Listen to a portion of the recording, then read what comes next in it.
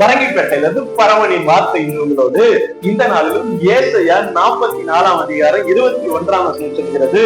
கடைசி பகுதியை வாசிக்கிறேன். இஸ்ரவேலே, நீ என்னால் மறக்கப்படுவதில்லை என்று தேவனுடைய வார்த்தை சொல்லுகிறது. இஸ்ரவேலே, நீ என்னால் மறக்கப்படுவது. இந்த உலகத்துல அநேகர் மறந்துட்டாங்க.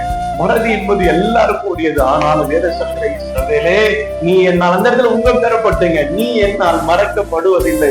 அப்ப ஏன் ஆண்டவரை அநேக நேரத்துல கேள்வி வருது, ஆண்டவரை நீங்க எங்க இருக்கிறீங்க? பல நேரத்துல ஒரு கேள்வி வருது. அந்த கேள்விக்கு அப்புறம் என்ன மேலையும் கீழையும் போட்டு புதைக்கிறாங்களே, எல்லாராலும் நொறுக்கப்படுறது, எல்லாராலும் ஏறி ஏச்சனமா பேசுகிறார்களே, ஏன் இவ்வளவு உபத்திரமோடு நீங்க கேட்கும் போது கத்த சொல்ல, உன் கூட தான் இருக்கிறேன், நான் உன்னை மறக்க மாட்டேன், மகனே மகளே, உன் கூட தான் நான் இருக்கிறேன்.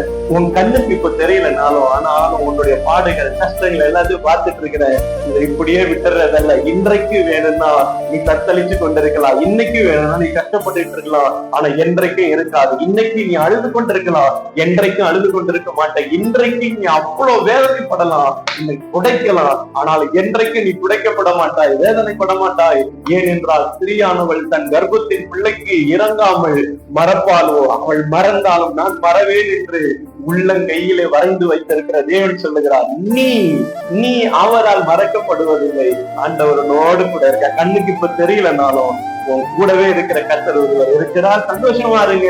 இந்த வசனத்தை தியானிங்க. உங்களுக்காக ஜெபிக்கிறேன். நன்றி ஆண்டவரே, இந்த நல்ல நேரத்துக்காக ஜெபிக்கிறோம். கேட்டுக்கொண்டிருக்கிற ஒவ்வொருவரையும் ஆசீர்வதிங்க. இந்த நாள் மகிமையின் நாளாய், பாதுகாப்பான நாளாய், சுகத்தை பெற்றுக் கொள்ளுகிற நாளாய், கர்த்தருடைய சமூகத்துல இருந்து ஆசீர்வதிக்கப்பட உதவி செய்யும். பெரிய காரியங்களை செய்யும். இயேசுவின் மூலம் ஜெபிக்கிறோம் நல்ல பிதாவே. ஆமென். God bless you.